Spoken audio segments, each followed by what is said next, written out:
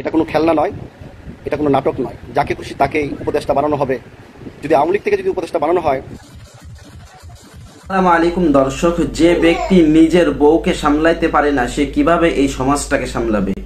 যে ব্যক্তি নিজের বউকে দিয়ে ব্যবসা করে সে কিভাবে এই সমাজটাকে সামলাবে? যে ব্যক্তি আলেম ওলামাদেরকে জঞ্জাল মনে করে সে কিভাবে এই সমাজটাকে বদলাবে? দর্শক, আজ আমি আপনাদের সামনে এই নির্মাতা ফারুকের স্ত্রী তিশা তার একটি ভাইরাল লিঙ্ক আমি আপনাদের সামনে প্রকাশ করতে যাচ্ছি। কথা হচ্ছে, এই নির্মাতা ফারুকে কিভাবে উপদেষ্টা হতে পারে? এটাই তো প্রথম প্রশ্ন। এই প্রশ্ন নিয়ে একজন সাবেক সেনা সদস্য আপনাদের সামনে কিছু গুরুত্বপূর্ণ কথা বলবে দর্শক। এরপরে আপনাদের সামনে আমি ওই ভিডিওটা প্রকাশ করব। চলুন আগে আমরা প্রথমে এই সাবেক সেনা সদস্যের কথাগুলো একটু শুনে আসি। বিসমিল্লাহির রহমানির রহিম।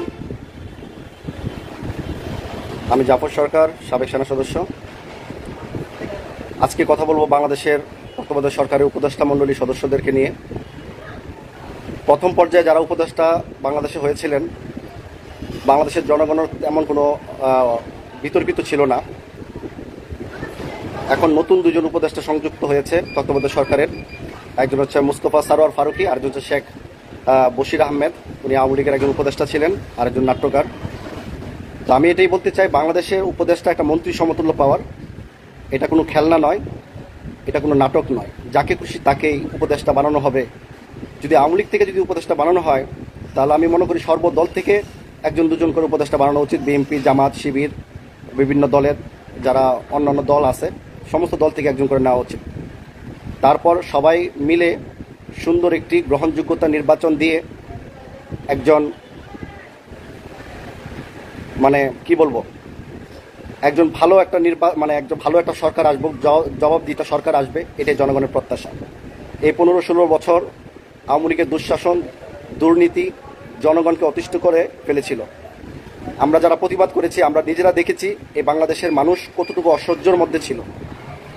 বর্তমানে আওয়ামী লীগের 5ই আগস্ট অধপতনের পর, পরাজিত হওয়ার পর আওয়ামী লীগ আবার নতুন করে চক্রান্ত শুরু করেছে বাংলার মাটিতে।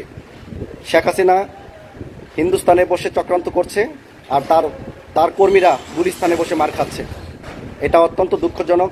শেখ হাসিনা যে ক্ষমতা লোভী, সেটাই আবারও বারবার প্রমাণ করে দিচ্ছে। বাংলার জনগণ কিন্তু জেনে গেছে যে শেখ হাসিনা কত বড় লোভী এবং দুর্নীতিবাজ। সে ক্ষমতা ছাড়া কিছুই বোঝে না। দেশের মানুষ সব মরে যাক, তাদেরকে হত্যা করা হোক, তবু তার ক্ষমতা থাকা খুবই জরুরি।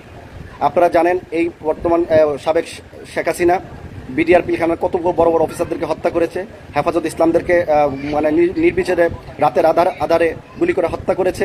কত মায়ের বুক খালি করেছে। আয়নাগড় নামে প্রায় 70-80% এমপিদের, মন্ত্রীদের আয়নাগর ছিল, যেখানে বিরোধী দলের নেতাকর্মীদেরকে ফাঁসিয়ে ভয়ভীতি দেখানো হতো, গুলি করে হত্যা করা হতো, মেরে ফেলা হতো।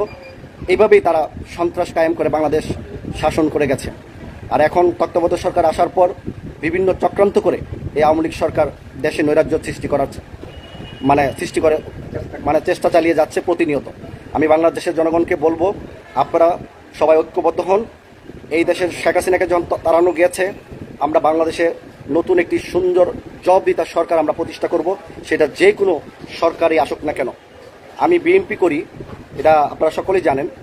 তারপর আমি বলবো না যে আপনারা আমার বিএনপিকে ক্ষমতায় আনেন, আপনারা যাকে খুশি ক্ষমতায় আনেন, কিন্তু দেশের গণতন্ত্রের জন্য যারা এই 17 বছর যুদ্ধ করেছে, গুলি খেয়ে মরেছে, জেল জুলুম অত্যাচার সহ্য করেছে, এমন দলকে আপনারা নির্বাচিত করে একটি জবাবদিহিত সরকার প্রতিষ্ঠা করবেন, যেন গণতন্ত্র প্রতিষ্ঠা হয়, জনগণের জানমাল নিরাপত্তা প্রতিষ্ঠা হয়। আমরা সেটাই যাই, রাজনৈতিক প্রতিষ্ঠা আমরা চাই না। এবং বর্তমানে যারা উপদেষ্টা মণ্ডলীর সদস্য বানাচ্ছেন, আমার মনে হয় না এগুলো ঘুষের বাণিজ্যের মধ্য দিয়েই তারা এই উপদেষ্টা মণ্ডলীর সদস্য হচ্ছেন। তো আমি মনে করি উপদেষ্টা মণ্ডলীর সদস্য হওয়া এটা কোনো খামখেয়ালি ব্যাপার না। এটা কোনো বাংলাদেশে এটা কোনো মজার কোনো ইস্যু না। এটা অনেক সিনসিলি ব্যাপার। বাংলাদেশে আর অনেক হাই এডুকেশন, উচ্চ পর্যায়ের লোক বাংলাদেশে অবস্থান করছে। তাদের থেকে উপদেষ্টা মণ্ডলী সদস্য নির্বাচিত করলে দেশ এবং জাতি উপকৃত হবে, আমার সেই বিশ্বাস, এবং এটাই আমার আত্মবিশ্বাস আমি মনে করি। তো প্রিয় দেশবাসী, এবং বর্তমান যে রাষ্ট্রপতি আছেন শাহাবুদ্দিন চুপ্পু সাহেব, আমরা চাই উনিও স্ব-ইচ্ছায় পদত্যাগ করুক। জনগণ ওনাকে চাচ্ছে না, কারণ উনি দেশের জন্য তেমন কোনো কিছু করেন নাই। আর আমি মনে করি ওনাকে স্ব-ইচ্ছা পদত্যাগ করে ভালো একজন রাষ্ট্রপতি হোক। আমরা চাই একজন যারা যুদ্ধ করেছে, স্বাধীনতার যুদ্ধের থেকে একজন ব্যক্তি, প্রভাবশালী একজন নেতা, আমার জানা মতে, আমি ওই দল করি না, যেমন কর্নেল অলি আহমেদ স্যার বীর বিক্রম, হ্যাঁ বীর উত্তম, এরকম ব্যক্তিকে যদি রাষ্ট্রপ্রধান বানানো হয়, আমি মনে করি দেশের জন্য একটা একটা সুশাসন প্রতিষ্ঠিত হবে। একজন মুক্তিযোদ্ধাকে দেখলে আমরা একটা দেশের স্বাধীনতার মানচিত্রকে মনে করি, আর একজন বীর উত্তম, উনি স্বাধীনতা স্বয়ং যুদ্ধ করেছে শহীদ প্রেসিডেন্ট জিয়া রহমানের সাথে। তেমন একটা ব্যক্তি যদি রাষ্ট্রপতি হন, তো দেশে একটা খুব ভালো একটা সুশাসন প্রতিষ্ঠিত হবে আমি মনে করি। তাই মুস্তফা সারোয়ার ফারুককে যে উপদেষ্টা বানানো হয়েছেন, এবং আরেকজন শেখ বশির আহমেদ, উনি একজন খুনের মামলার আসামি, ওনাকে উপদেষ্টা বানানো হয়েছে, সেই বিষয়টা আমরা তীব্র নিন্দা প্রতিবাদ জানাচ্ছি। এবং ছাত্র সমন্বয়ক ভাইদেরকেও বলবো, তোমরা যারা ছাত্র সমন্বয়ক হিসেবে নেতৃত্ব দিচ্ছ, তোমরা সৎ এবং আদর্শভাবে নেতৃত্ব দাও। এমন কিছু করো না ভবিষ্যৎ প্রজন্ম যেন তোমাদের উপর কোনো দোষারোপ এবং তোমাদেরকে যেন দেশের বাইরে না থাকতে হয়। তো তোমরা এমনভাবে সৎভাবে কাজ করো, জনগণ তোমাদের পাশে থাকবে। দুর্নীতি করবা, আওয়ামী লীগের মতো দেশ ছাড়া হতে হবে। তো আমরা আশা করি এই ছাত্র সমন্বয়ক যারা আছেন, তারা যেন সৎ এবং নিষ্ঠার সাথে দেশের সুশাসন প্রতিষ্ঠার জন্য যেন ওনারা সবসময় কাজ করে যান। আমরা একজন প্রবাসী হিসাবে আমরা এটাই প্রত্যাশা করি, এবং আমরা দেশের পক্ষে ছিলাম, আছি, ভবিষ্যতেও থাকবো, সকলের পক্ষেই থাকবো। কিন্তু দুর্নীতি বিপক্ষে ছিলাম, আছি, ভবিষ্যতেও থাকবো, সেটা যে কোনো দলেরই হোক না কেন। প্রিয় দেশবাসী, যারা নতুন উপদেষ্টা হয়েছেন, এটা আমাদের চোখে বেশি একটা ভালো হয় নাই। আমরা জানি না কোন ক্ষমতা অপব্যবহার করে ওনাদেরকে উপদেষ্টা বানানো হয়েছে। উপদেষ্টা কোনো নানার বাড়ি আবদার না, যে যা খুশি উপদেষ্টা হয়ে যেতে পারবে। তো এই বিষয়ে আপনারা জানেন দেশের পক্ষে কারা প্রতিবাদ করেছিল এই 15-16 বছর এই আওয়ামী লীগের দুঃশাসনের সময়, যে কারা দেশের কথা বলেছে, কারা দেশের জন্য জীবন দিয়েছে, কারা দেশের জন্য জেল জুলুম অত্যাচার সহ্য করেছে, এটা আপনারা সকলে জানেন। আপনারা সিলেকশন করবেন কোন কোন ব্যক্তিকে উপদেষ্টা বানানো যা, আপনারা সোশ্যাল মিডিয়ায় এটা প্রতিবাদ করবেন এবং আপনারা আবদার জানাবেন বা আপনারা লিখবেন যে আমরা এই একটা ব্যক্তিকে উপদেষ্টা বানালে দেশ এবং জাতি উপকৃত হবে। এরকমভাবে আপনারা উপস্থাপন করতে পারেন, কারণ দেশের এই আপনার গণতন্ত্র অনুযায়ী, একটা প্রজাতন্ত্র দেশ অনুযায়ী জনগণ হচ্ছে সকল ক্ষমতার উৎস। আপনাদের আবদারগুলো আপনারা তুলে ধরবেন। তো আমরাও চাই যে খুশি যার যার মতো করে উপদেষ্টা হয়ে যাবে, সেটা আমরা কখনোই মানি না এবং মানবও না। তাই আমি মাননীয় প্রধান উপদেষ্টা মহোদয়ের কাছে অনুরোধ করব, খুব শীঘ্রই একটা বাংলাদেশের একটা পরিস্থিতিটা সুন্দর করে নির্বাচন মুখী করে দ্রুত একটা জাতীয় নির্বাচন প্রতিষ্ঠা করা হোক, এবং বাংলাদেশের সেনাবাহিনী যারা যেখানে ডিউটি করছেন যেন কোনো রাজনৈতিক প্রতিহিংসা না করতে পারে।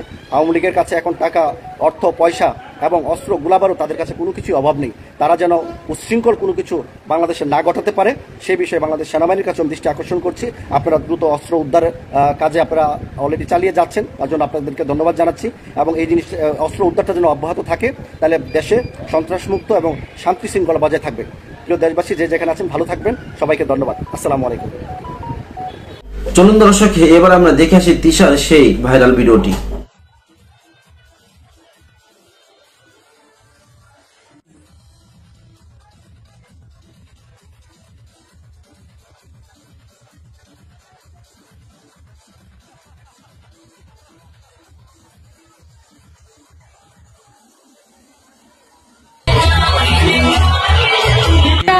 পাগল মানুষের সংসার করি, পাগল ডিরেক্টরের কাজ করছি, সেটা শাস্তি ভোগ করছি। দর্শক, যার স্ত্রীর মন মানসিকতা এমন, সে কিভাবে এই দেশটাকে সামলাবে, অবশ্যই কমেন্ট করে জানাবেন। আজকে ভিডিওটি পর্যন্ত। ভিডিওটি ভালো লাগলে অবশ্যই লাইক দিবেন এবং বেশি বেশি শেয়ার করে অন্যকে দেখার সুযোগ করে দেবেন। আসসালামু আলাইকুম।